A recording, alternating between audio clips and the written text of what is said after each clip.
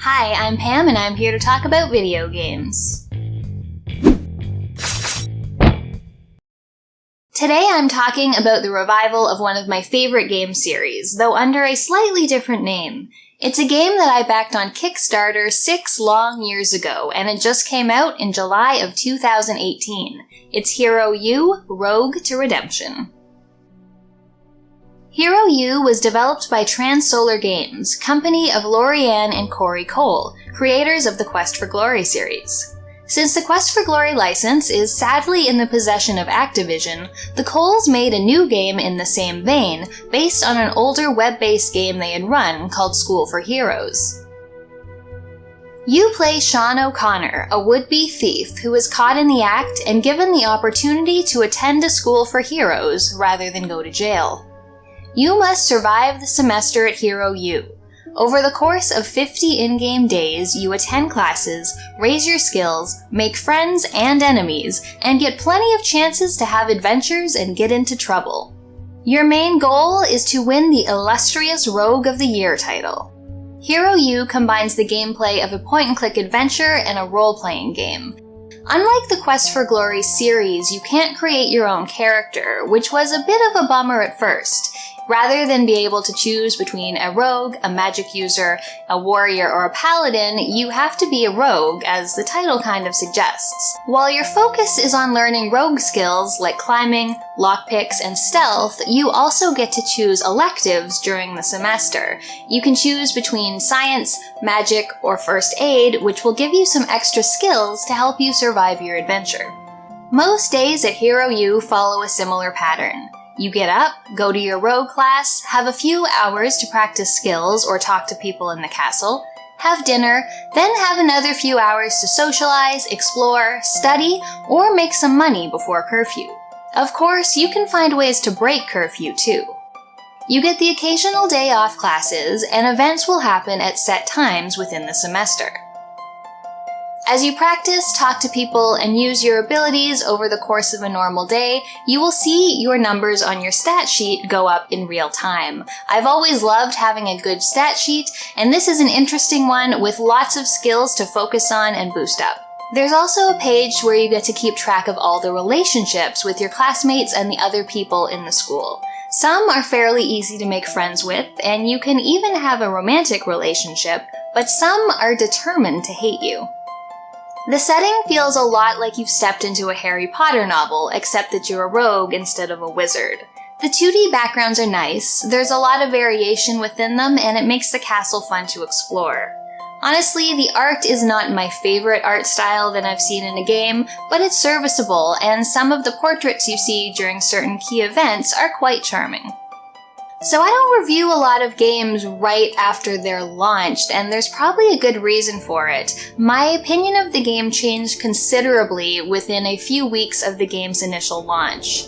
Initially, Sean's movement speed was very slow, and the animations were really ugly. It was so bad that I didn't even want to explore the castle because everything just took so long, and when I did that, I ended up missing most of the game. Now luckily, within about a week or two of that initial launch, there was a patch that came in that increased the movement speed considerably, and I'm not sure whether the animations actually improved or whether they were just less noticeable since they were faster, but I found the whole travel speed and just visual aesthetic of moving through the game improved tenfold. It increased my enjoyment of the game considerably.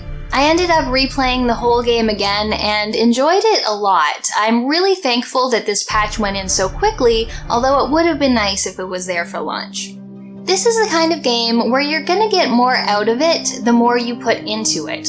If you talk to everyone and explore everywhere, you'll see more events and get more tasks that could otherwise be missed. There are some secret dungeon areas that really open up the game once you find them. These are the Sea Caves and the Catacombs, both of which are full of monsters as well as treasures to find. The combat here is turn-based, and I ended up liking it even more than the combat from the original Quest for Glory games.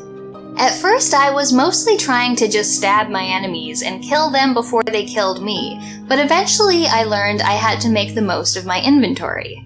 There are traps to lock enemies in place, thrown weapons, explosives, and magic runestones to help you out. There's also a good amount of equipment you can use that will buff your stats in certain ways to help you out. You can find equipment in treasure chests or buy it from the school store. Or the secret thieves' fence, if you can find him. If combat's not your thing, you can use your rogue abilities to avoid combat through things like stealth, bluffing, or using things like climbing and agility to get out of danger. The game is full of puns, sometimes bordering on too many puns. Aside from this, I was pretty happy with the writing and the story. I especially liked the quests that involved opportunities to help out your classmates. Every one of them had a certain personal mission or goal, and you could help them out with it. An example of this is Katie, the daughter of a pirate who's out to find a buried pirate treasure to prove to her father that she can be a pirate too. I also enjoyed that the game made the most of the school setting.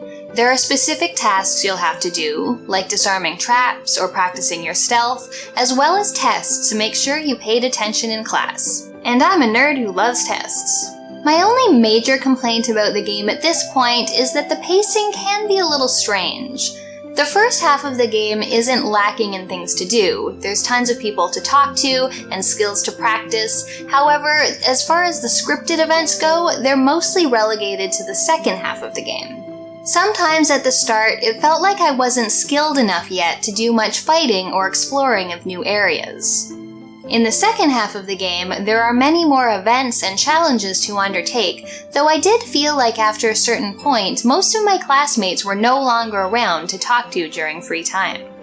Overall, I really liked Hero U Rogue to Redemption, enough to play through it twice back to back, with each playthrough taking about 20 hours. It certainly scratched that Quest for Glory itch, while at the same time presenting something new. The Kickstarter did take a long time to deliver, but I'm very happy with the final product. Or at least I was after a patch or two. If you want to see more, check out my review of Quest for Glory 1, or one of my other videos.